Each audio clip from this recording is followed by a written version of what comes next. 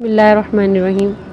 कुछ दिनों से मुझे यूट्यूब के ये कमेंट सेक्शन में, वीडियोस के कमेंट सेक्शन में मुझे बहुत टॉन्ट किया जा रहा है, बहुत मुझे परेशान किया जा रहा है। एक-एक चीज़, एक-एक बात, एक-एक कमेंट पे, एक-एक वीडियो पे मुझे कमेंट कर रहे हैं कि भाई आँखों का भी पर्दा है औरत का, और ना आवाज़ का भी पर्दा है, तो आप आँखों का भी पर्दा कीजिए और आवाज़ का भी पर्दा कीजिए।